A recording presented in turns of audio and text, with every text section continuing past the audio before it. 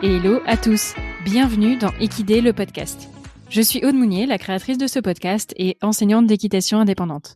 Équidé, c'est le podcast équestre qui part à la rencontre de ceux qui imaginent une autre équitation. Enseignants, vétérinaires, cavaliers, entrepreneurs, artistes équestres, gérants d'écuries, tous ont pour point commun de s'interroger, d'aller plus loin, de sortir des sentiers battus et des modèles établis, d'innover ou d'entreprendre pour faire bouger les choses et dessiner les contours d'une nouvelle relation au cheval, plus ouverte et consciente. Du horsemanship au développement personnel, en passant par l'écologie et l'entrepreneuriat, Équidé est le podcast holistique qui vous emmène découvrir les acteurs du monde équestre de demain. Je suis super contente de vous retrouver pour cette deuxième saison d'Équidé. Si vous nous rejoignez tout juste, je vous invite à découvrir l'épisode 0 pour comprendre ce qu'est Équidé et à écouter la saison 1. Les épisodes s'écoutent ensuite dans l'ordre que vous souhaitez au gré de vos envies. Pour ouvrir le bal de cette deuxième saison, j'ai choisi de vous parler de deux sujets qui me tiennent à cœur, le bien-être animal et la préservation de l'environnement. Et pour cela, j'ai convié Charlotte Fustek qui travaille pour Écuresse. Écuresse, c'est le seul et unique label environnemental et bien-être animal de la filière équine. Alors pourquoi c'est intéressant ? Parce que Charlotte va nous expliquer en quoi ces deux thématiques sont très liées, comment fonctionne le label qui accompagne les professionnels dans leur démarche au service d'un monde équestre plus vertueux, et comment concrètement on peut s'engager sur ces thématiques quel que soit le profil de structure dont on dispose. Au-delà du label, je souhaitais aussi aborder dans cet épisode la nécessité pour notre secteur d'agir pour répondre aux attentes notamment sociétales sur ces sujets qui vont devenir prioritaires, à mon avis, dans un futur très proche. Il faut donc s'en préoccuper sans tarder. Je vous souhaite une très belle écoute en compagnie de Charlotte.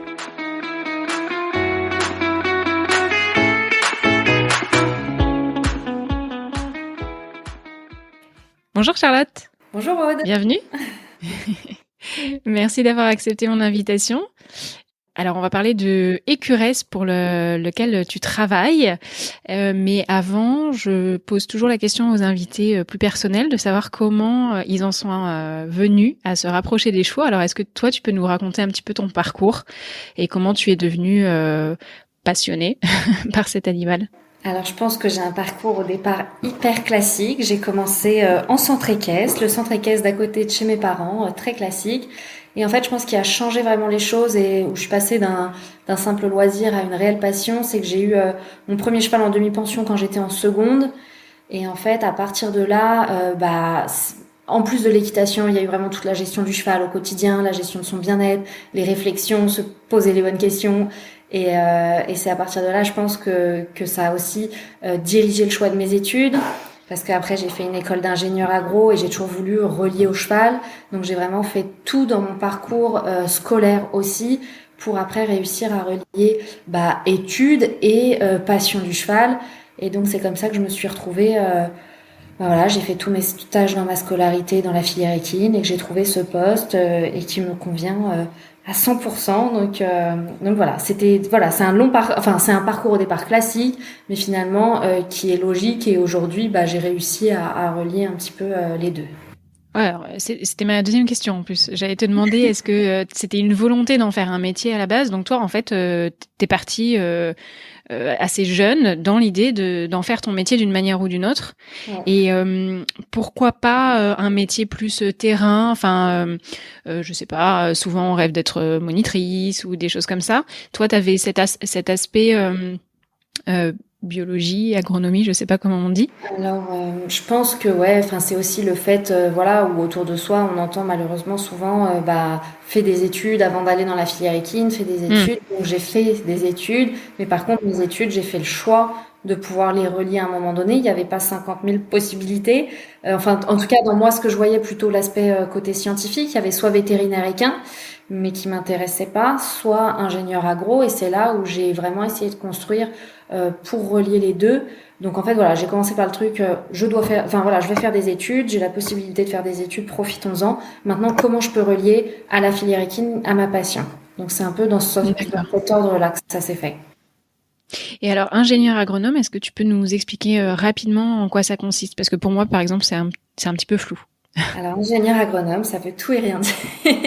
En fait, l'idée, c'est vraiment, pour entrer en école d'ingénieur, on a 2 ans de prépa, que ce soit en prépa, en fac, en BTS, en DUT, il y a plusieurs voies possibles. Et ensuite, c'est une école en 3 ans. Et ingénieur agronome, c'est très très large. Donc moi, je suis dans la filière équine, il y en a pas beaucoup. Il y a des gens qui travaillent dans les champs d'agriculture sur tout ce qui est accompagnement à l'élevage, mais il y en a qui sont dans le machinisme agricole. Il y en a qui vont être sur des plutôt en agroalimentaire ou dans l'approvisionnement, par exemple, je sais pas, des grandes marques de distribution en fruits et légumes. En fait, c'est un peu des postes de cadre ou équivalents en lien avec la terre, en lien avec l'agriculture, avec l'agronomie, mais à tous les stades différents. Donc voilà, il n'y a pas vraiment de définition d'ingénieur agronome. C'est très large. C'est plutôt, moi je trouve, une école qui donne plein de boîtes à outils. Et après, l'idée c'est de s'en resservir dans son métier, quoi. Et la spécialisation équine, tu l'as acquise par tes expériences. C'est pas quelque chose qui est proposé au cours des études. Alors à Dijon, parce que j'ai fait l'école de Dijon, à Grande-Sud Dijon, c'est une des seules écoles qui avait des modules spécifiques. Ça ne veut pas dire qu'il y a une spécialisation équine, mais par contre, il y avait des modules sur la nutrition des chevaux, il y avait des modules sur l'entraînement du cheval athlète, un petit peu ces genres de choses. Donc moi, j'ai toujours pris les modules équins et j'ai fait en plus mes stages dans la filière équine. Donc on ne peut pas dire que c'est une spécialisation de l'école. Vraiment, je suis pas ingénieur agronome équin. À l'origine, mais il y a quand même des modules de cours et les stages qui permettent de rendre cette formation beaucoup plus équine, quoi. D'accord. Et du coup, comment tu en viens à rejoindre Écuresse ? Est-ce que tu étais engagée sur les thématiques environnementales, bien-être animal avant de rejoindre, ou ça s'est fait un petit peu grâce à cette opportunité professionnelle ? Non, j'étais engagée déjà bien-être animal et environnement, même plus bien-être animal à l'origine. J'ai fait mon stage de fin d'études au Haras de la Sens, ce qui m'a permis aussi de rencontrer beaucoup de personnes dans ce milieu-là. Et en fait, il y a eu une fiche de poste à la fin de mon stage. J'ai postulé au label Écuresse et je me suis dit, mais ce poste est fait pour moi. Enfin, les thématiques, je les trouvais vraiment géniales. Et effectivement, j'ai été prise, sortie de mon stage de fin d'études, j'ai été prise au poste au label Écuresse. D'accord. Alors maintenant, qu'est-ce que le label Écuresse ? Est-ce que tu peux nous présenter un petit peu l'histoire, la mission en fait de cet organisme et peut-être un petit peu l'organisation que vous avez ? Alors, le label Écuresse, déjà, c'est le seul label en France en faveur de l'environnement et du bien-être animal dédié aux structures de la filière équine. Donc, ça peut être, ça concerne toute structure qui héberge des chevaux. Donc, ça peut être des éleveurs, des centres équestres, des écuries de propriétaires. Et on a aussi deux autres modalités, deux autres grilles d'évaluation pour les événements équestres, donc le label Écuresse Event, et le label Écuresse Hippodrome pour les hippodromes. Voilà, c'est des grilles qui sont spécifiques, qui sont différentes pour ces deux types de structures. Et donc, le label Écuresse, en fait, il est construit autour de 10 thématiques. Donc, des thématiques autour de l'environnement et du bien-être animal. On a alors une thématique entière dédiée au bien-être animal, mais on a aussi des thématiques sur la gestion de l'eau, sur la gestion de l'énergie, sur la préservation de la biodiversité, le recyclage des déchets. Enfin, l'idée, c'est vraiment de regarder une structure équestre, de la prendre dans sa globalité et de se dire, quels sont les impacts qu'on peut avoir sur l'environnement ou sur le bien-être, et finalement, qu'est-ce qu'on peut faire pour améliorer son impact sur l'environnement ou le bien-être animal. Donc, en tout, il y a environ 130 critères, donc c'est quand même conséquent. Et qui sont tous évalués, et chaque critère a 3 niveaux. En fait, l'idée, c'est vraiment, dans un premier temps, pour la structure, de faire un autodiagnostic et de se dire, aujourd'hui, où est-ce que j'en suis ? Est-ce que je suis éligible au label ou pas ? Est-ce que je suis plutôt niveau 1, niveau 2, niveau 3, et dans quelle thématique ? Parce qu'en fait, l'idée, c'est vraiment de se dire, aujourd'hui, on en est là, mais comment je peux faire pour m'améliorer ? Et c'est pour ça qu'on a ces 3 niveaux, chaque critère a 3 niveaux, chaque thématique, du coup, a 3 niveaux, et au global, la structure peut être en niveau 1, niveau 2 ou niveau 3. Vraiment, l'idée, c'est l'aider à progresser et à gravir les échelons. Il n'y a pas d'obligation, hein. Mais voilà, l'idée, c'est de rentrer dans la démarche et ensuite de progresser. Donc, une fois que la structure a rempli cet autodiagnostic, si elle est éligible, en fait, on mandate un évaluateur qui va se rendre sur place et qui va vérifier l'ensemble de ces critères. Alors, sur site, il y a des choses qui peuvent être visibles simplement en allant sur la structure, mais aussi sur justificatif, type facture, document, papier. Et donc, si le jour de l'évaluation, aucune non-conformité n'a été levée, la structure peut être labellisée par la suite. Donc ça, c'est un petit peu le fonctionnement des candidatures, des labellisations. Ce qu'il faut savoir, c'est que par-dessus ça, on a un organisme certificateur qui nous contrôle. C'est exactement le même principe que pour les labels connus, label agriculture biologique, label rouge, où en fait, il y a un organisme tiers qui va venir vérifier notre système de contrôle pour voir si on fait pas n'importe quoi, si on est bien dans notre référentiel, et qui va aussi vérifier un échantillon de structure labellisée pour vérifier que les évaluations aient été faites correctement. Donc ça, c'est une fois par an. C'est un audit vraiment de notre label, et c'est ce qui fait que notre label est crédible et qu'on n'est pas nous entre nous. Enfin, c'est vraiment, on est contrôlé au même titre que d'autres labels. Et en parallèle de ça, et ça va un petit peu avec ta question sur au départ la création. En fait, le label EQRS au départ a été créé en mettant autour de la table différentes institutions de la filière équine. Donc que ce soit les comités régionaux d'équitation, donc plutôt la branche FFE, le TRO, France Gallo, des associations de protection de l'environnement, des associations de vétérinaires, l'IFCE. Enfin, l'idée, c'était vraiment d'avoir une représentativité de la filière équine, mais aussi des assos de protection de l'environnement, pour avoir ce côté environnemental, et qui ont participé à l'élaboration des grilles, à l'élaboration du label. Et tous les ans, en fait, ces personnes se retrouvent, on retrouve toutes ces personnes tous les ans pour un peu donner les orientations stratégiques du label. Par exemple, c'est d'une réunion comme celle-ci qu'a débouché l'idée de faire un label EQRS hippodrome, parce qu'en fait, on se rendait compte que les hippodromes étaient attirés par le label, mais que les grilles ne leur correspondaient pas vraiment, puisque les hippodromes n'accueillent pas des chevaux à l'année, c'est uniquement des jours de course, finalement, ils ont une grosse partie événementielle. Ouais. Du coup, c'est lors d'un de ces comités qu'on s'est dit, non, il faut créer une grille spécifique pour les hippodromes. Et après, ces grilles sont validées par le comité de l'année d'après. On n'est pas que nous, on n'est pas entre nous. Enfin, ce que je veux dire par là, c'est que ça a été créé par des représentants, des professionnels aussi, des différentes branches, pour que ça aille aussi à tous les secteurs de la filière équine. Ce qui est pas forcément évident dans notre filière. Ouais, mais voilà, qu'on soit dans les courses, dans le sport, dans l'élevage, le label peut s'appliquer. Enfin, nous, on s'en fiche en fait. On regarde pas du tout. Nous, on s'intéresse pas tellement à l'utilisation, si je peux dire, des chevaux. On regarde vraiment l'hébergement, tout ce qu'il y a autour. Mais voilà, l'utilisation finalement, nous, que ce soit un trotteur, un galopeur ou un centre équestre, enfin, ça n'a pas d'importance. Ouais, on est au niveau macro de la structure, quoi. On n'est pas dans le détail de après ce qu'elle fait au quotidien en termes d'activité. Ça fait combien de temps là que le label, que EQRS existe? C'est 2016.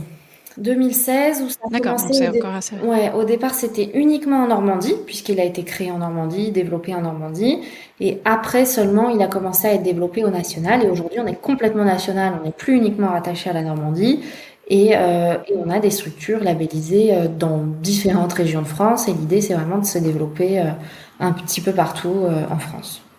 Et pourquoi la Normandie à la base? Alors, le label EQRS est porté par le Conseil des chevaux de Normandie. Et il faut savoir qu'il y a un Conseil des chevaux dans chaque région. Mais le Conseil des chevaux de Normandie est celui qui a le plus de moyens humains.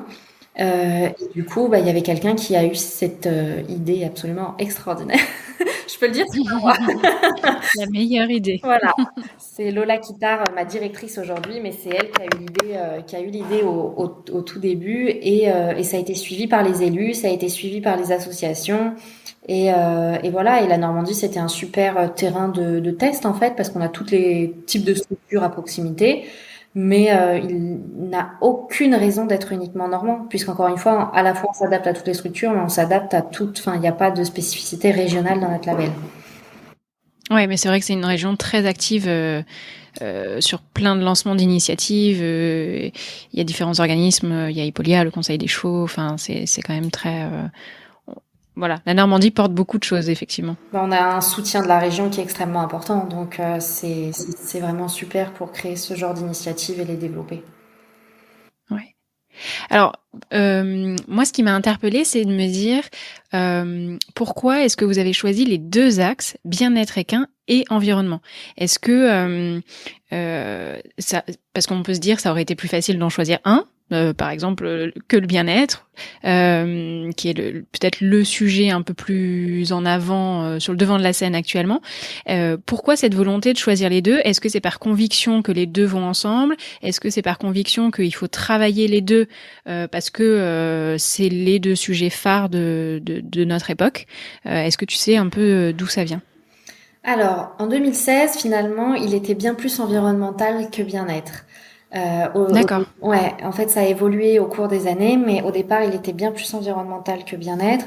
L'idée, c'était de voir un peu que les filières évoluaient, que les choses bougeaient sur ces questions qui finalement sont à la fois réglementaires et sociétales, parce que l'environnement, si je parle de l'environnement dans un premier temps, enfin voilà, c'est quelque chose qui commence à faire parler.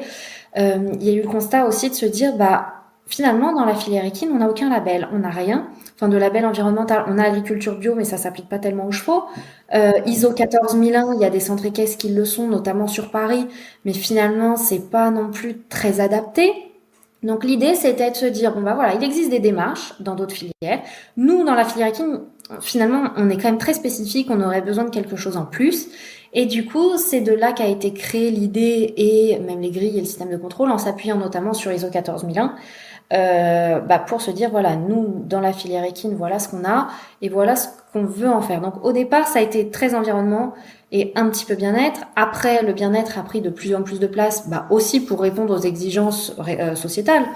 Mais c'est une conviction, par contre, de se dire que l'un ne peut pas aller sans l'autre, dans le sens où on va chercher, oui, à préserver l'environnement, mais c'est aussi finalement une sorte de pérennité pour notre structure, parce que l'idée, c'est d'utiliser moins de ressources, mais du coup, d'avoir une structure beaucoup plus pérenne, beaucoup plus résiliente.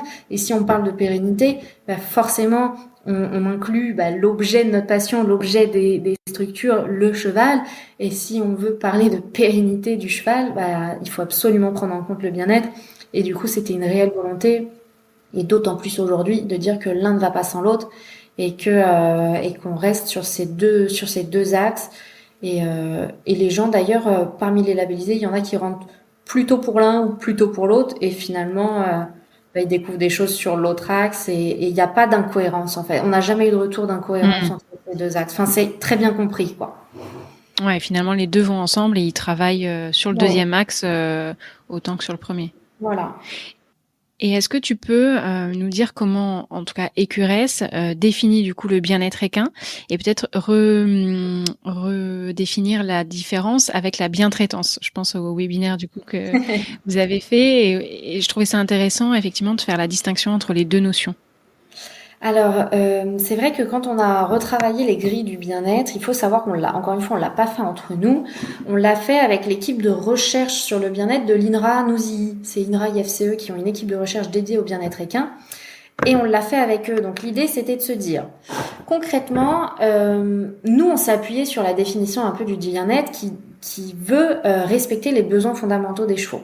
Donc quand on regarde un petit peu les besoins fondamentaux des chevaux, on a tout ce qui est alimentation à base de fourrage, on a les contacts sociaux on peut pas passer à côté, les sorties en liberté, et tout ce qui est suivi de la santé des chevaux. À partir de ça, les personnes de l'équipe de recherche ont été formidables. Et en fait, à chaque fois, c'était concrètement ce que nous dit la science pour avoir si je peux dire, un optimum de bien-être. Voilà ce qu'il faudrait faire. Aujourd'hui, nous, on est un label, on a une certification, donc il faut aussi faire rentrer les gens au départ à un niveau pas exceptionnel et pas le meilleur, mais l'idée c'est de les faire rentrer pour que derrière ils puissent atteindre le meilleur. Ouais. Et du coup, pour chacun de ces critères, on s'est dit qu'est-ce qu'on peut garder pour un premier niveau de ce label qui respecte le bien-être. Et en fait, on a pris comme ça tous les critères du bien-être. Donc on a sur l'alimentation, on a sur le fourrage, on a sur tout ce qui est soins vétérinaires, les soins des pieds, les soins des dents. Enfin, on a vraiment pris quelque chose de très précis et qui recouvre un peu l'ensemble, des critères qu'on entend dans le bien-être avec cette équipe de recherche. Donc ça, c'était super parce que c'était vraiment de se dire, on fait quelque chose de neutre qui s'applique à toutes les structures. Enfin, pour nous, encore une fois, je le répète, mais parfois j'entends, oui, mais ce type de cheval ne peut pas. Non, nous, un cheval est un cheval. Et on a pris la définition du bien-être, on a pris les recherches sur le bien-être et maintenant comment l'appliquer concrètement. Donc ça a été un premier travail et ensuite on a également travaillé pour être en adéquation avec la charte nationale pour le bien-être du cheval qui a été développée par Fédération nationale du cheval, et c'était important pour nous que, évidemment, si on fait les choses dans l'ordre, on est cohérent, puisque voilà, tout s'appuie sur des démarches un petit peu scientifiques, mais voilà, l'idée c'était d'être cohérent avec ça et d'avoir donc on a vraiment gardé ça avec les personnes de la Fédération nationale du cheval, et aujourd'hui on a une équivalence, ça veut dire que tous les labellisés écuresses sont reconnus comme respectant cette charte. Donc voilà, on n'a pas fait ça tout seul, on s'est vraiment appuyé sur des faits scientifiques, et on a essayé, à partir de ces faits scientifiques objectifs, d'en faire des grilles concrètes, applicables sur le terrain et évaluables, parce qu'il y a toujours ça qu'il faut prendre en compte, c'est que nous, on est un label, donc il faut pouvoir l'évaluer. On ne peut pas dire des choses, on ne peut pas mettre des critères qui ne seraient pas évaluables par nos évaluateurs. Et à partir de là, on a essayé de faire quelque chose de cohérent et qui s'applique à une majorité de structures. Après, on sait que voilà, on a des structures qui ne pourront plus rentrer dans le label. Mais c'est un choix, et un label, c'est aussi fait pour être mieux que, on prend parmi l'ensemble des professionnels, on prend une partie qui fait plus attention à ces questions-là. Ça veut pas dire que les autres le font pas. Ça veut dire que ceux qui sont dans le label, on est sûr qu'ils le font. Et du coup, pour revenir à ma question initiale, où est la limite entre bientraitance et bien-être, en fait? C'est vrai que nous, on a fait le choix de se baser plutôt sur le bien-être animal, puisque comme je disais, on est resté sur des faits un petit peu scientifiques, et on prend pas tellement la relation à l'homme dans notre... parce qu'encore une fois, nous, il fallait que ça soit évaluable. Donc, si on a un évaluateur un jour, il faut qu'il puisse évaluer tout ce qui peut, donc la quantité de foin, les rations, si les chevaux peuvent aller dehors, ça c'est vraiment des définitions du bien-être, on peut les voir. Par contre, on rentre moins dans la bientraitance, dans le sens où le jour d'une évaluation, c'est beaucoup plus difficile à évaluer. La bientraitance, en fait, tu l'as définie comme une caractéristique de la relation entre l'homme et le cheval, c'est ça? Ouais, c'est vraiment plus lié à l'homme. C'est là où on a vraiment tout notre rôle à jouer, quoi. D'accord, ok. C'est vraiment lié à la perception aussi du cheval, en fait. D'accord. Autant évaluer le bien-être, c'est très facile, parce que c'est on va se baser sur des choses qu'on peut voir. La bientraitance, c'est un petit peu plus difficile à évaluer, parce que c'est aussi lié à la perception du cheval et au lien avec l'humain. D'accord. Est-ce que tu peux nous parler, alors tu as présenté globalement, est-ce qu'on peut justement rentrer un petit peu dans les critères, peut-être pas tous, parce que 130 ça fait beaucoup, mais quels sont les critères, j'allais dire, entrée de gamme, quand on débute, quels seraient les critères pour être labellisé, et puis nous présenter un petit peu sur un même critère quels peuvent être les différents niveaux, justement, les 3 niveaux pour avoir les 3 niveaux de labellisation derrière. Mais à la limite, si ça te va, je vais essayer de prendre plusieurs thématiques, comme ça on va bien voir les différentes choses. Ouais. La première, si je prends par exemple la thématique qui est liée à l'alimentation, on va avoir un critère sur... Si je prends le foin, on va avoir un critère sur l'approvisionnement. D'où vient le foin? Où est le lieu de production de ce foin? Est-ce qu'il est fait à... donc le niveau 1, ça va être dans les 400 km. Le niveau 2, ça va être à moins de 150. Et le niveau 3, ça va vraiment être à moins de 80. L'idée, c'est d'avoir 3 niveaux à chaque fois. Là, je prends un exemple qui est hyper simple, parce que c'est le lieu de production du foin. Et là, voilà, l'impact derrière, c'est l'impact du transport et donc des émissions de gaz à effet de serre. Enfin bon, voilà, ça c'est vraiment un critère que je vais dire très simple. Si je prends un autre critère dans l'alimentation, ça va être le type de production. Si je reprends l'exemple du foin, est-ce que mon foin il est produit en agriculture conventionnelle, niveau 1? Est-ce qu'il est produit en agriculture ce qu'on peut appeler raisonnée, niveau 2? Ou est-ce qu'il est produit sans aucun intrant ou en agriculture biologique, niveau 3? Donc c'est un peu ces exemples-là. Après, si je prends la thématique bien-être animal, par exemple, ça va. Si je reprends encore une question sur le foin, ça va être est-ce qu'il a du foin à volonté, niveau 3, enfin foin au fourrage? Est-ce qu'il a tant de quantité de foin distribué plusieurs fois par jour, niveau 2? Est-ce qu'il a une seule fois du foin par jour, niveau 1? Ça peut être des choses comme ça. Après, on va avoir des critères qui sont non labellisables. Par exemple, sur le bien-être, si les chevaux ne sortent jamais en liberté, c'est non labellisable. Et il suffit d'un seul critère non labellisable pour que la structure ne puisse pas prétendre au label écureuil. D'accord, ça exclut toute possibilité. Enfin, c'est bloquant. Ouais, Ok. c'est ça. Après, on les accompagne évidemment pour lever ces Mhm. écarts, mais ça a été le choix. Il en faut pas un. Si je prends la thématique fumier et déchets, on a le recyclage. Est-ce que le recyclage est mis en place dans la structure? À quel point? Est-ce que c'est juste ordures ménagères et carton? Est-ce qu'il y a aussi quelque chose pour le verre? Voilà, c'est un petit peu à chaque fois le niveau 1 et on va toujours plus loin sur le niveau 2 et le niveau 3. Je sais pas si je prends par exemple on a une thématique qui s'appelle espace extérieur et paysage, on a un critère sur les haies.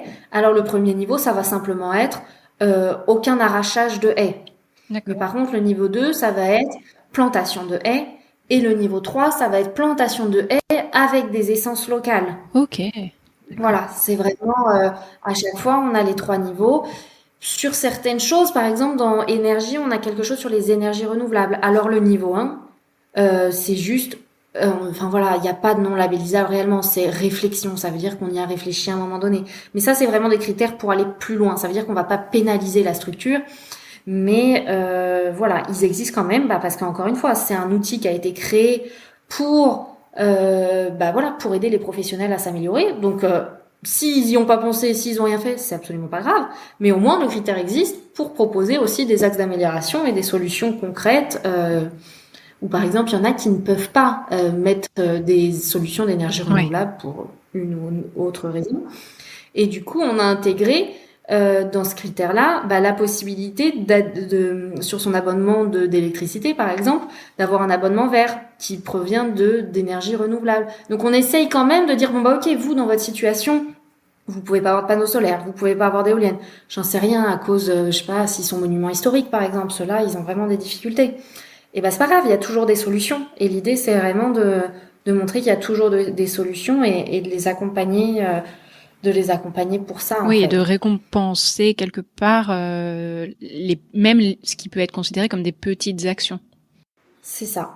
Donc en fait, voilà, il y a vraiment des critères. Au niveau 1, c'est le minimum et il y a vraiment des non labellisables. J'en sais rien. Voilà, je disais par exemple des chevaux qui sortiraient jamais, c'est non labellisable, point. Euh, Quelqu'un qui aurait pas de registre d'élevage, c'est de la réglementation, il n'est pas labellisable. Quelqu'un qui a pas de fumière, c'est la réglementation, il n'est pas D'accord. labellisable.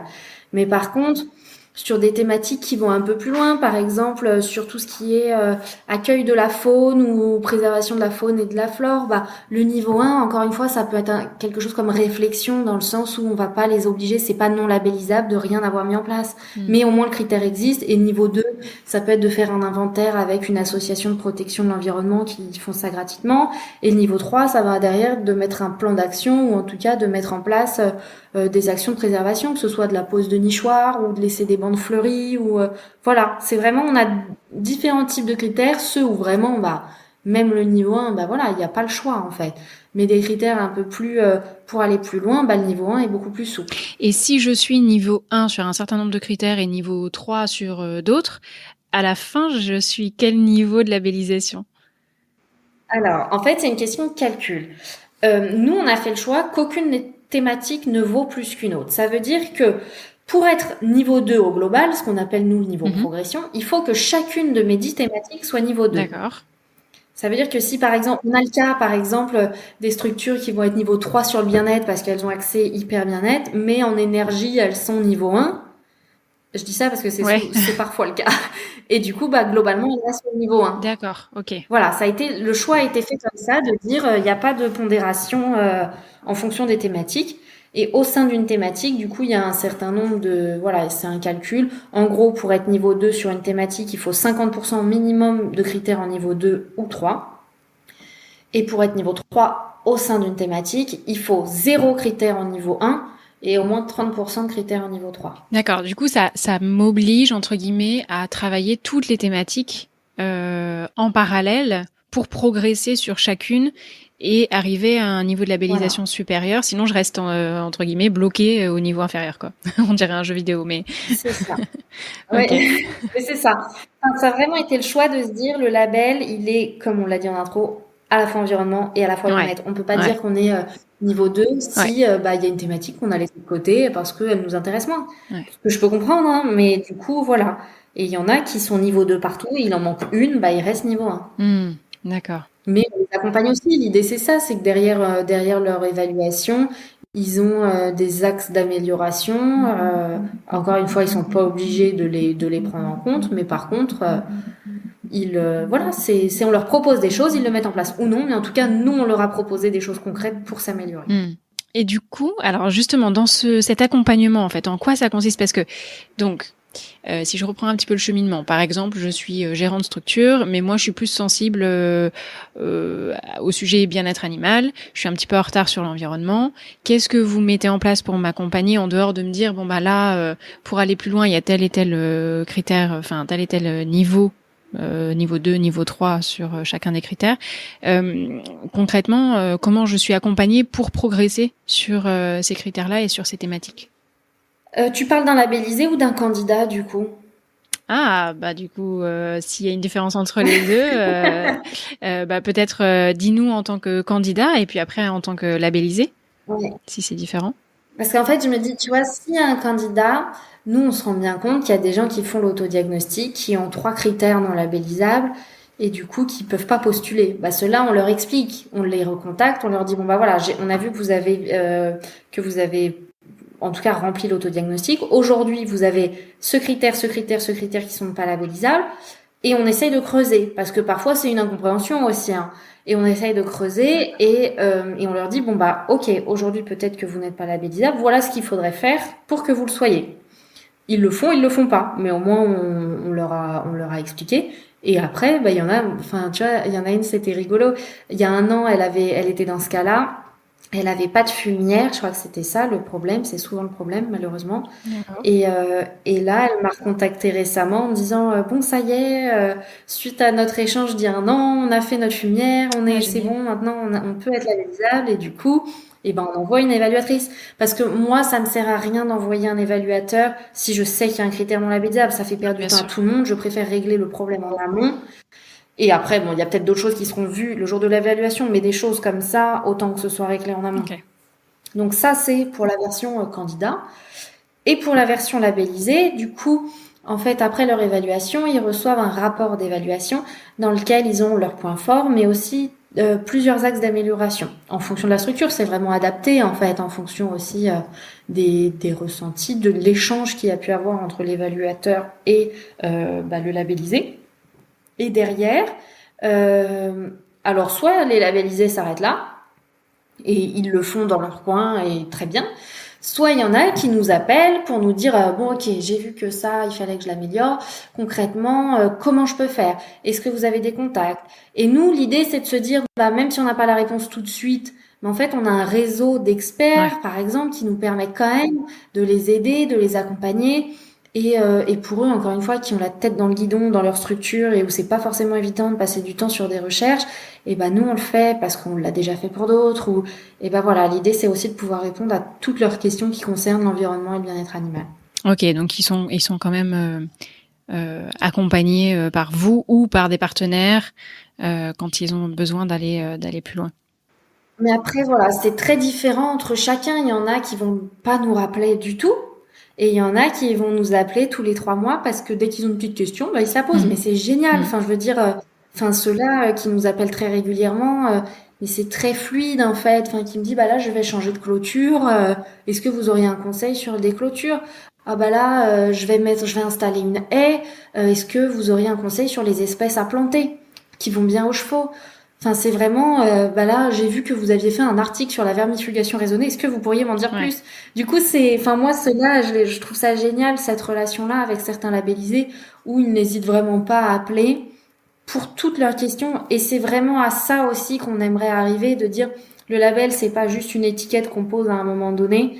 C'est aussi derrière, il faut profiter du réseau, il faut profiter des connaissances qu'on a et de ce qu'on a pu aussi rassembler avec toutes les questions qu'on a reçues.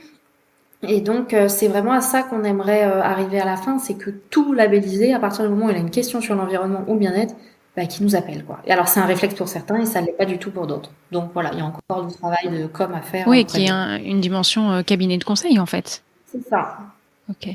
Et alors les personnes qui s'adressent à vous, les candidats donc, ce sont quand même des gens qui sont déjà sensibilisés, soit à l'une, soit à l'autre des thématiques, soit les deux. Qu'est-ce qui les motive à venir vers vous? Pourquoi ils se disent tiens, je suis déjà engagée dans cette démarche, maintenant je vais aller plus loin, je vais demander le label. Qu'est-ce que ça va m'apporter en fait au quotidien? Alors, on a un peu différents types de gens qui rentrent dans le label. On va avoir ceux qui le font parce qu'ils ont déjà des bonnes pratiques environnementales ou bien-être et qui veulent les mettre en avant. En fait, ils sont conscients qu'ils sont dans ces démarches-là et ils se disent bon bah voilà, j'ai fait ça, je voudrais bien que ce soit valorisé par un label, que je puisse me différencier de la concurrence grâce à ce label. Donc, on a vraiment ceux qui rentrent comme ça, qui font déjà des choses super, qui font le label pour vraiment dire voilà, nous on le fait, on le sait, mais on veut que ça se sache. Et du coup, ça c'est vraiment le côté le plus classique du label, le côté com, le côté on met voilà, c'est la marque, c'est un label. On a ceux qui rentrent dans le label parce que ils sont perdus dans la filière équine, dans le sens où, contrairement à d'autres filières agricoles, il y a très peu de conseillers neutres. En fait, on se rend compte que les professionnels de la filière se font conseiller par des technico-commerciaux, mais rarement de conseillers neutres. Et en fait, il y en a qui rentrent dans la démarche pour bénéficier de ces conseils, pour avoir un regard extérieur, quelqu'un qui vient sur site, qui dit ça c'est bien, ça pourrait être amélioré. Et on a des gens qui rentrent pour ça aussi. Et le dernier volet, c'est des gens qui rentrent parce que dans certaines régions, les labellisés peuvent avoir accès à des aides supplémentaires.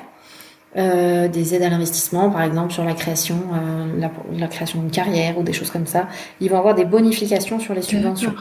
Donc il y en a qui rentrent pour ça. C'est très bien dans le sens où ça permet aussi de faire connaître le label, ça permet de faire rentrer des gens dans la démarche. Au départ, on avait un petit peu peur en se disant ils vont rentrer pour ça et derrière plus rien.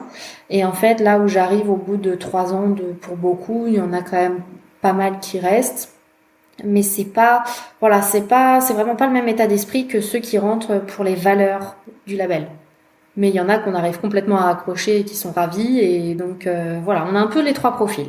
Et ce sont généralement des structures déjà créées? Est-ce que vous avez quand même des personnes qui sont en projet de création? Ou c'est principalement des gens qui ont déjà créé et qui sont déjà engagés dans la démarche, du coup? Alors nous, la difficulté, c'est qu'on ne peut pas labelliser quelqu'un qui sera en création parce qu'il faut qu'on puisse évaluer les choses. Ça veut dire qu'on peut pas labelliser quelqu'un sur projet qui va nous dire moi je vais faire ça, je vais faire ça. On peut pas, on n'a pas de justificatif. Donc ceux-là ne peuvent pas être labellisés. Par contre, on a pas mal de contacts et moi je les incite à faire l'autodiagnostic, non pas pour autodiagnostiquer ce qu'ils ont s'ils ont rien, mais vraiment pour se donner en amont les idées, les bonnes pratiques, où je leur envoie en PDF, comme ça ils peuvent se dire avant de créer, autant que je regarde tout de suite. Ça veut pas dire qu'ils seront labellisés après, mais on s'en fiche en fait. L'idée c'est que ils regardent ce qu'on peut conseiller en bonne pratique et ça les inspire, et c'est génial de le faire dans ce sens-là, de le faire en amont plutôt qu'une fois que tout est déjà créé, de se dire mince, j'aurais peut-être dû faire comme ça. Donc voilà, ceux-là on ne peut pas les labelliser, mais ils peuvent fortement s'inspirer du travail autour du label pour réfléchir à leur structure. Du coup, encore une fois, là, c'est la dimension accompagnement qui est intéressante pour eux, quoi. C'est ça. Ouais, mais on peut pas les labelliser. Donc ça, c'est, on va dire, une partie de la population qui est déjà sensibilisée et qui vient à vous. Est-ce que vous menez des actions pour aller sensibiliser des personnes qui ne le sont pas forcément encore? Qu'est-ce que vous faites? Et est-ce que tu sens que de manière générale, il y a de l'intérêt, c'est bien reçu, ou ça reste un petit peu compliqué d'aller convaincre de l'intérêt du label? Alors, ça évolue et vraiment dans le bon sens, ça c'est une certitude, que ce soit le bien-être ou l'environnement, les deux intéressent de plus en plus de monde et les gens comprennent l'intérêt. Après, en fait, on n'a pas tant fait que ça de campagne de prospection, par exemple. Jusque-là, on a répondu à ceux qui s'y intéressaient. Par contre, on a fait beaucoup de déplacements ou de présentations dans d'autres régions pour essayer de toucher d'autres régions. Bon, l'année Covid a mis un petit peu une pause à tout ça, mais l'idée, c'était aussi d'aller dans d'autres régions, de présenter et d'amener du contenu, pas uniquement dire voilà ce qu'est le label. C'était dire ok, voilà ce qu'est le label, mais tiens, là on va parler des économies d'eau. Et qu'est-ce que nous on peut dire sur les économies d'eau, de rentrer un peu dans le concret, de rentrer dans la diffusion de connaissances. Après, c'est vrai que on a aussi ce rôle-là en fait de diffusion de connaissances et que ce soit entre les réseaux sociaux, les newsletters, les présentations qu'on peut faire, le webinaire comme on a organisé hier. L'idée c'est vraiment de vulgariser certains résultats scientifiques. Alors ça c'est une chose, mais aussi de donner des bonnes pratiques toutes bêtes. Je prends l'exemple des ficelles à ballots, qui est quelque chose qui concerne toutes les structures qui ont des chevaux. Parce qu'on a tous des filets ou des ficelles à ballots de foin, à ballots de paille, et les gens ne savent pas que ça se recycle. Donc c'est des petites choses toutes bêtes, mais c'est aussi de diffuser les informations parce que les gens le savent pas, et quand on leur dit, ils disent oh, mais c'est génial. Et en fait, c'est qu'il n'y a pas de communication dessus. Donc nous, on prend aussi ce rôle-là de diffuser des bonnes pratiques de ce type, quoi. Et en dehors de l'exemple des ficelles à ballots, sur quel sujet tu trouves que il y a justement un manque d'information et où les gens disent ça je savais pas, par exemple? Pour moi, le problème numéro 1, c'est la fumière, la gestion du fumier, où on se rend compte que, contrairement à d'autres filières agricoles, on n'a pas de contrôle et que les gens stockent un peu leur fumier n'importe comment. Or, c'est interdit. D'accord. Pour le petit point réglementaire du podcast, en gros, quand on stocke du fumier, il doit être soit dans une fumière ou dans une benne ou dans un abri, si par exemple c'est du fumier qu'on ne cure pas toutes les semaines, pendant 2 mois avant d'être stocké au champ sur sol naturel. Et en fait, on se rend compte qu'il y a beaucoup de gens qui curent leur box et qui le mettent tout de suite dans une parcelle. Et en fait, c'est complètement interdit parce qu'il y a des jus, des écoulements de jus qui vont dans le milieu, des pollutions via ces jus. Et en fait, on se rend compte que les gens ne sont pas au courant que c'est interdit. Ils sont pas au courant qu'il faut une fumière ou qu'on n'a pas le droit de curer son box toutes les semaines et de mettre ça dehors. Donc pour moi, c'est le point noir. De toute façon, un jour, ça va nous tomber dessus parce que dans les autres filières élevage, ils sont contrôlés et pas nous. Mais il y a vraiment une méconnaissance. C'est pas. Alors il y en a qui le savent et qui le font, mais comme partout. Mais il y a vraiment une méconnaissance de dire ah bon, mais pour moi, je le composte au champ. Oui, mais avant de le composter, il faut qu'il ait séjourné dans un endroit imperméable.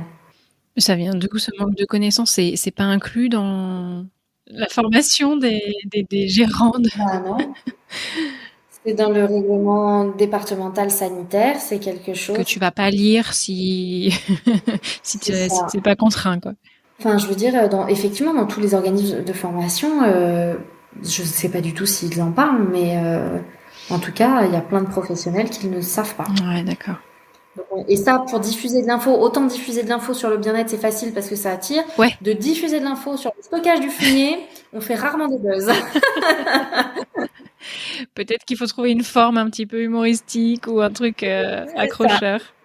Et les gens, les professionnels aussi, se disent, je vais dépenser des sous pour créer une fumière. Moi, dans ma clientèle ou ça m'apporte rien. Je préférerais mettre ces sous ailleurs. Il y a ça aussi, où ils voient vraiment pas l'impact négatif du fumier et notamment des jus de fumier, quoi. Bien sûr. Et à l'inverse, sur quelle thématique tu trouves que il y a déjà une bonne information, une bonne sensibilisation? Le bien-être, c'est qui tout doux, je trouve. Soit c'est le bien-être, c'est à fond et les gens ont une super information et ils font des choses vraiment super, et soit c'est encore un peu en retard. Mais je veux dire, ceux qui rentrent maintenant dans le label, le bien-être est vraiment bien pris en compte et les connaissances sont vraiment pas mal. Il y a peut-être eu plus d'efforts quand même sur ces sujets-là que sur l'environnement, parce que je trouve que sur l'environnement, dans le secteur équestre, on est quand même pas, c'est pas un sujet sur lequel on se penche beaucoup, paradoxalement, parce que on est quand même un sport nature. Mais ouais, mais justement, par rapport à d'autres filières agricoles, on a beaucoup moins d'impact. Tu vois, à part cette problématique du fumier, finalement, il y a très peu d'utilisation de produits phytosanitaires, très peu d'intrants qu'on met sur nos cultures. Il y a beaucoup de maintien de prairies. Du coup, quand on regarde à d'autres filières agricoles, effectivement, notre impact sur l'environnement, il est moins important. Du coup, c'est ma réflexion. Du coup, on s'y intéresse moins et les gens se disent, et c'est souvent la réponse, c'est non, nous dans les chevaux, on fait rien de mal. Parce qu'en fait, ils comparent à d'autres choses et ils se disent, non, nous, attends, on est quand même bien. Oui. Après, il n'y a pas que l'aspect faire mal ou bien les choses, mais aller plus loin dans la démarche, je dirais. Pas juste Ouais. recycler, mais là, tout à l'heure tu parlais des haies par exemple, planter des haies, c'est hyper intéressant, ou faire recenser les espèces. Enfin, moi-même ça me serait pas venu à l'idée, et c'est hyper intéressant d'aller dans ce sens-là. Mais c'est des choses, ouais, où je pense qu'au quotidien, en tant que gérant de structure, enfin, on n'y pense pas, et on n'est pas sensibilisé à ça, quoi, de manière générale. Non, c'est sûr. Et c'est pour ça que là, sur ces questions-là, c'est vraiment ceux qui sont très sensibilisés à l'environnement qui le mettent en place. Mais certains vont y venir, bah, suite à leur labellisation ou des choses comme ça, ils y auraient jamais pensé et ils se disent, bon, bah, pourquoi pas. Surtout que cette histoire d'inventaire, il y a des associations qui le font complètement gratuitement parce que, bah, eux, ça leur fait des références aussi. Du coup, Ouais, c'est bien même sûr. pas un coût pour la Ouais, structure. Et ça, c'est important à prendre en compte. Ou planter des haies, il y a des aides dans beaucoup de départements puisqu'il y a un plan de relance sur la création de haies. d'accord. C'est pareil, c'est des choses qui sont aussi incitées bah, par les départements notamment bah, pour remettre, remettre des haies un petit peu partout.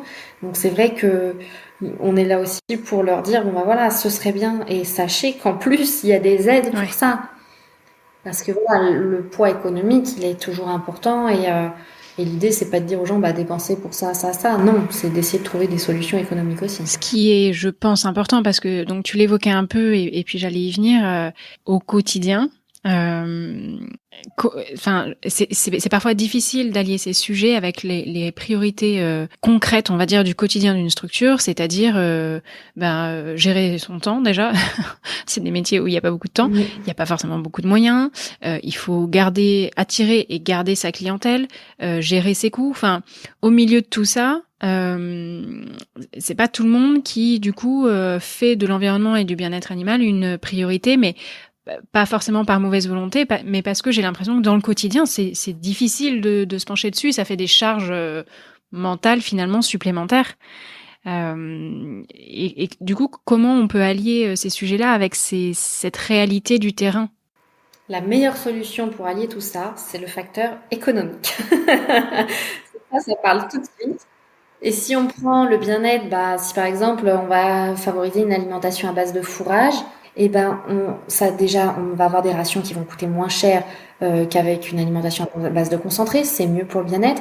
Et derrière on va avoir moins de coliques, moins d'ulcères et du coup moins de frais vétérinaires. Donc ça on va ressentir l'effet économique. Si on prend la gestion de l'eau, si on prend la récupération des eaux de pluie pour l'arrosage des carrières, l'arrosage des pistes ou l'arrosage des espaces verts, il y a un coût d'investissement, mais derrière, il y a des vraies économies d'eau. Enfin, j'ai des structures qui ont fait, bon, faut le réfléchir, hein, mais qui ont fait plein de systèmes de récupération de l'ensemble des eaux de toiture, de l'eau de drainage des carrières. Tout ça est redirigé vers un bassin, et ce bassin sert ensuite à réutiliser et ensuite réutilisé pour l'arrosage des carrières. Et en fait, ils ont, enfin, leur facture d'eau, elle a Ah ouais. drastiquement diminué. Pareil sur l'électricité, des structures où nous on les incite à passer en LED et à segmenter leur réseau d'éclairage. Et bah c'est pareil, il y en a qui ont eu des super résultats. Alors encore une fois, on dit pas changer tout d'un coup, mais au moment où il faut changer les ampoules ou changer l'éclairage, bah pensez-y. Et là on voit une nette différence. Donc finalement ce facteur économique, et bah il met tout le monde d'accord. Ouais. Ça me fait penser un petit peu aux écuries actives, où en fait on met quand même fortement en avant le bénéfice premier, qui est moins de main d'œuvre, donc ça coûte moins cher, et puis moins de frais vétérinaires. Et en général, ça c'est tellement concret qu'on peut pas vraiment aller contre. Et là, j'ai l'impression que c'est un peu la même chose. C'est finalement voir les bénéfices.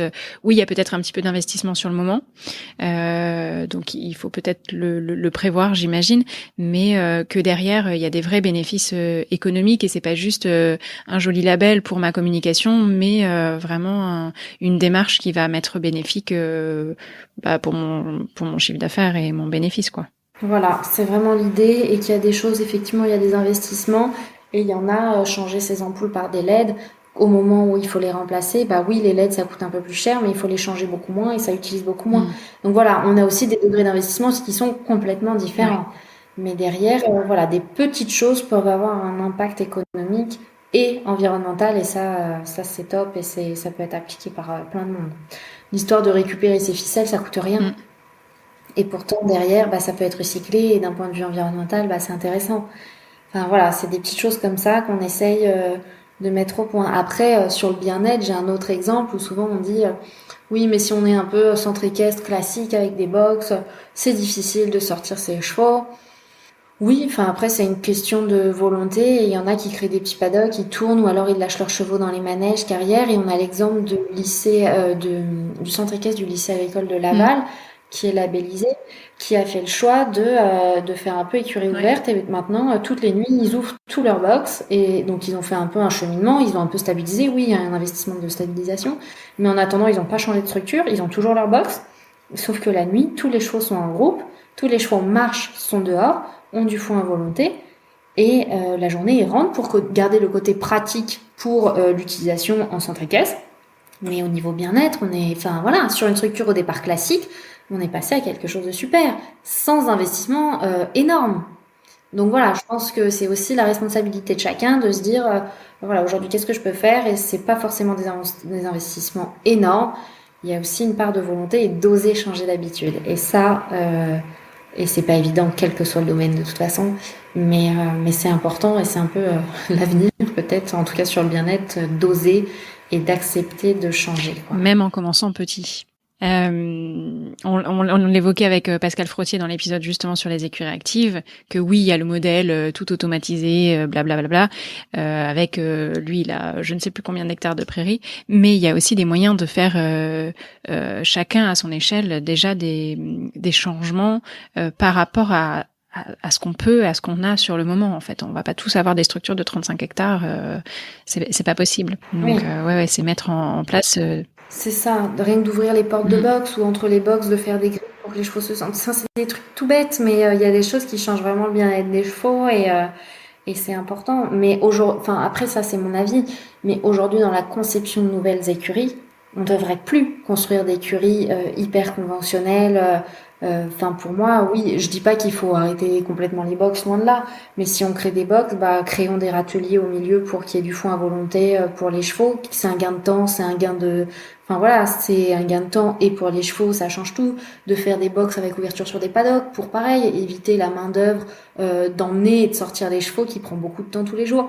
Enfin voilà, pour moi, il y a les écuries actuelles, ce qu'on peut leur proposer de changer, mais par contre les écuries qui se construisent, enfin c'est là-dessus où il faut être vigilant et que on devrait peut-être plus construire des écuries complètement conventionnelles et comme, enfin absolument pas pratiques, ni pour le bien-être des chevaux, ni pour le bien-être des humains.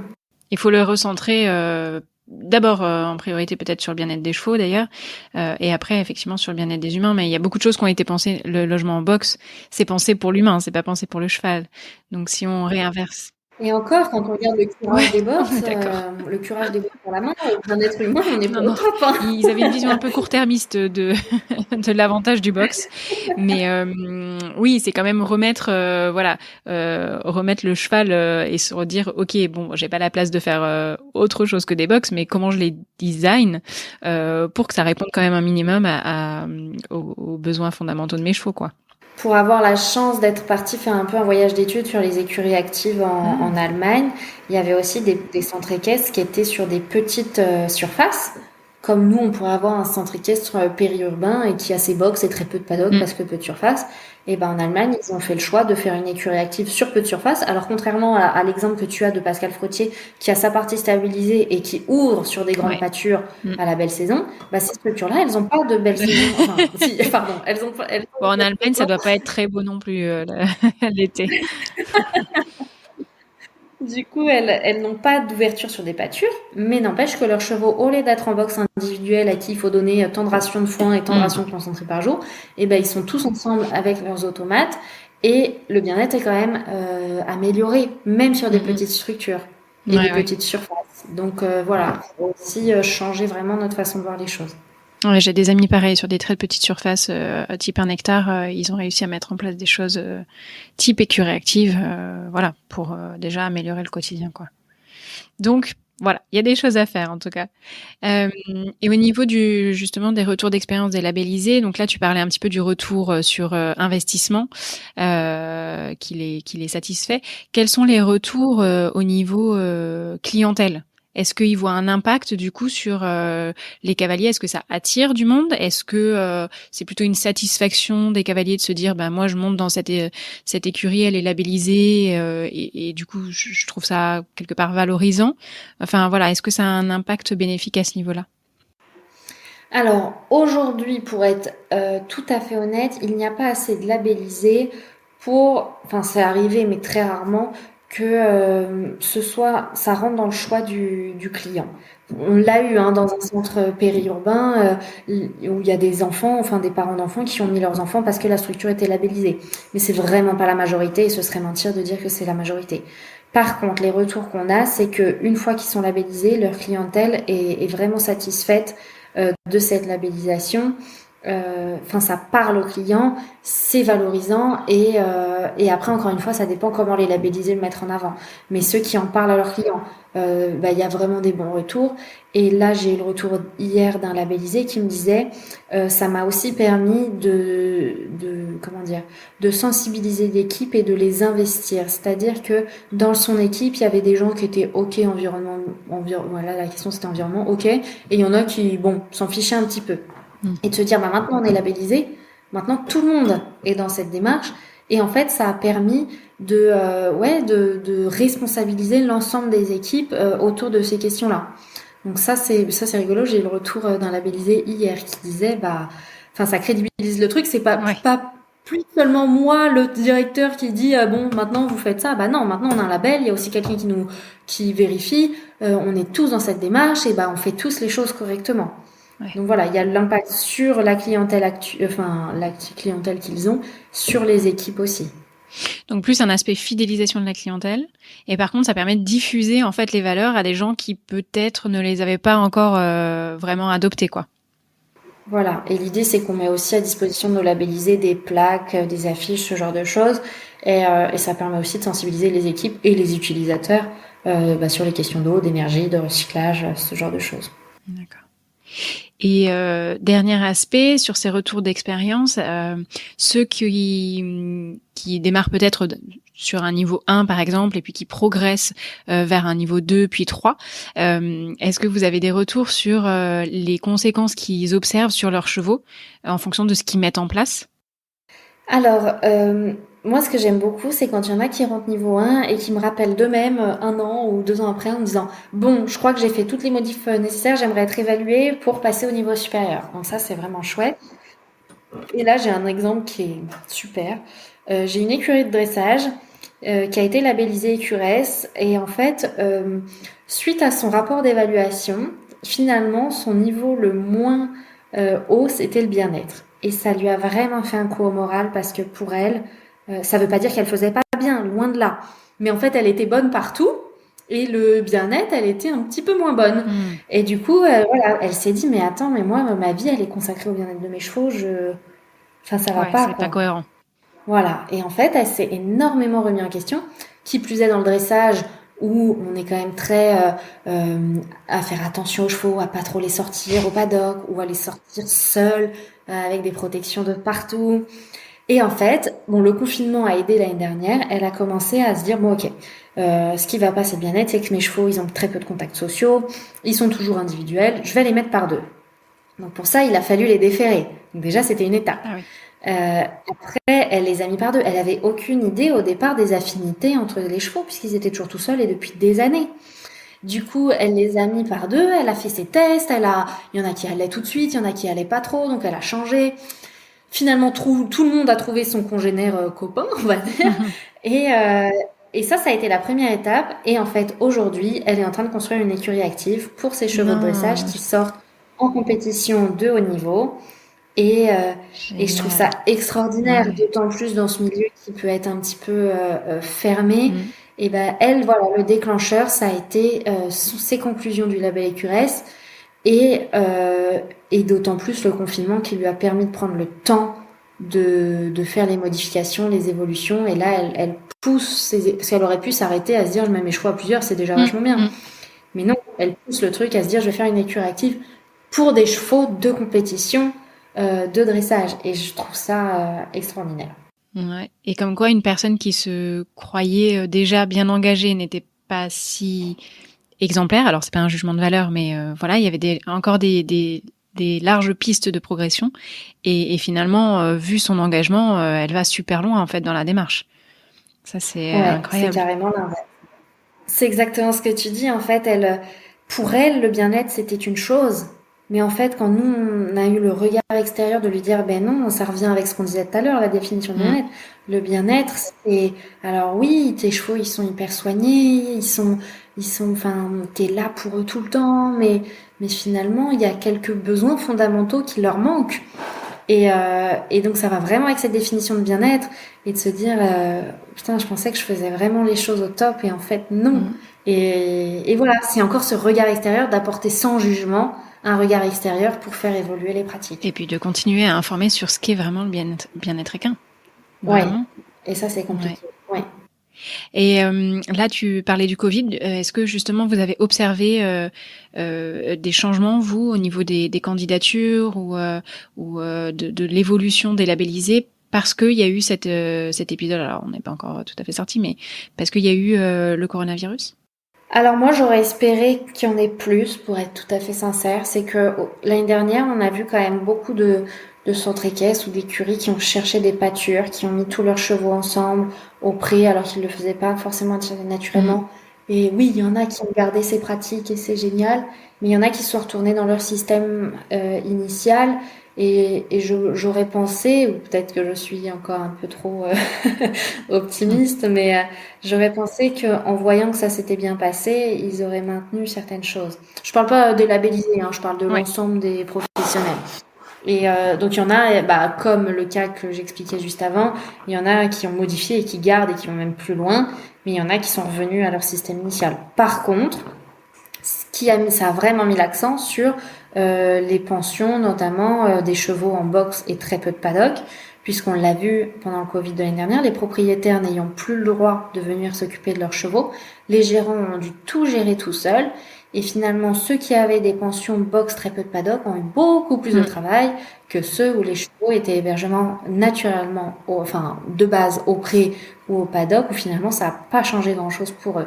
Et c'est là où on se dit, en fait, dans ces structures très intensives entre guillemets, et les chevaux ont trop besoin de l'humain alors qu'il suffirait de les remettre un petit peu plus proches de leurs conditions naturelles pour respecter leur bien-être et faciliter encore une fois la vie des hommes. Mm.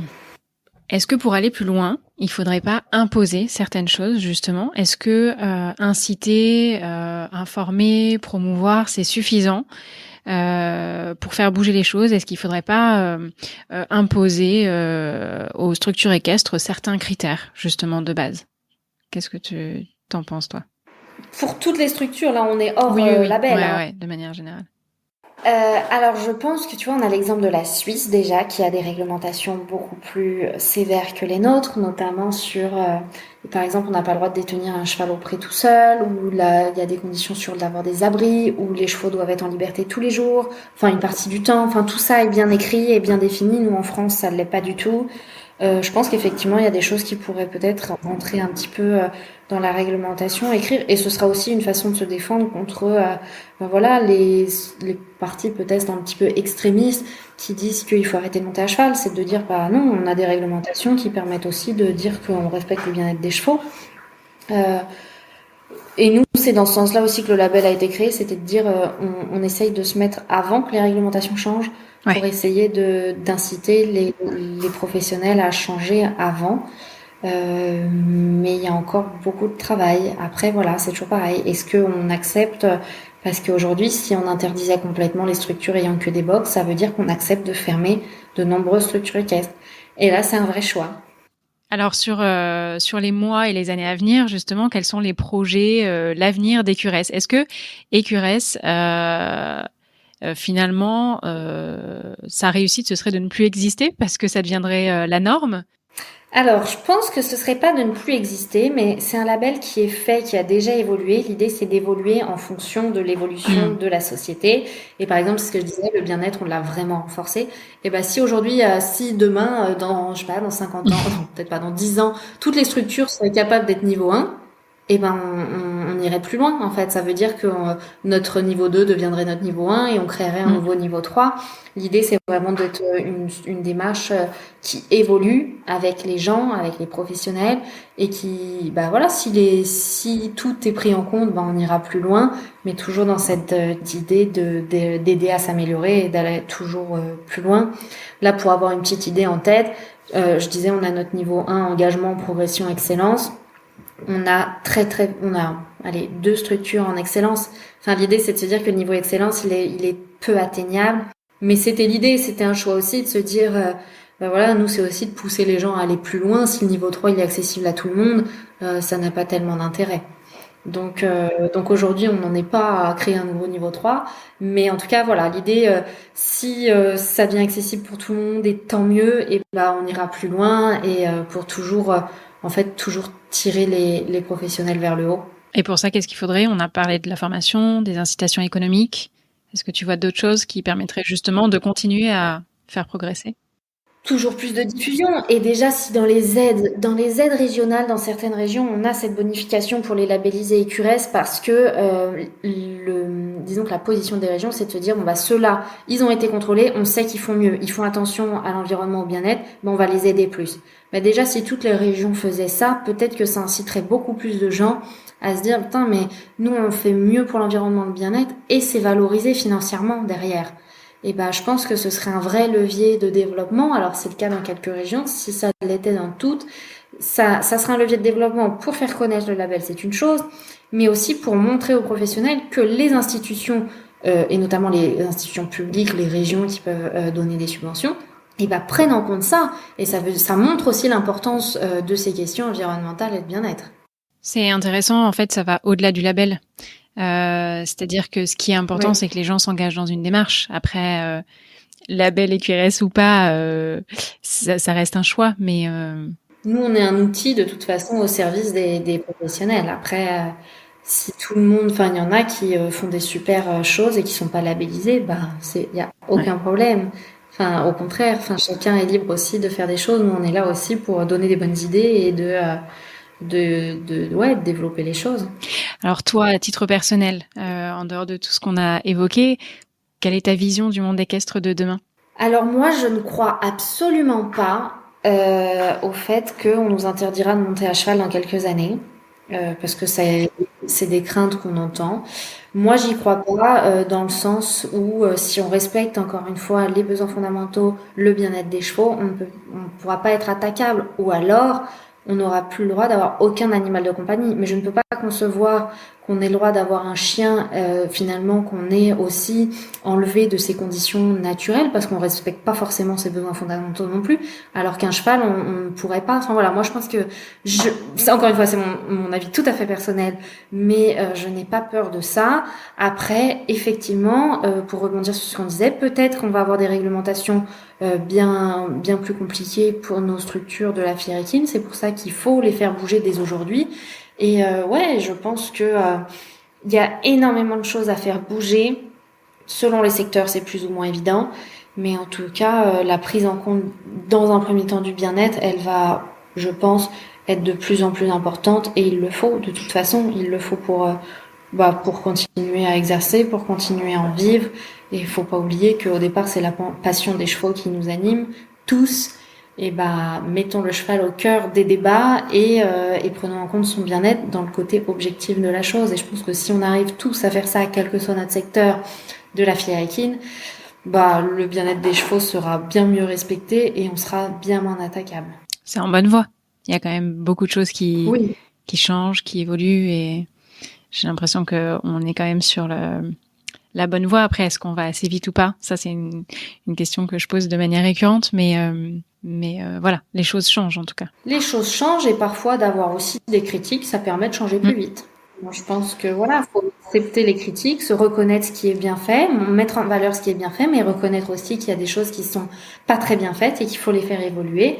Enfin, pour moi, il y a les deux sens, quoi. Et faut accepter aussi de dire que tout n'est pas tout rose, tout n'est pas parfait, mais tout le monde, personne n'est parfait, aucune filière n'est parfaite. Mais à nous de prendre nos responsabilités et de faire en sorte que ça évolue. Bon, super. On va conclure ainsi cet épisode. Il y aura encore beaucoup à dire, mais la réflexion est très bien. Donc, on va s'arrêter là pour aujourd'hui. Merci beaucoup, Charlotte. C'était super intéressant. Merci à toi. À bientôt. Au revoir.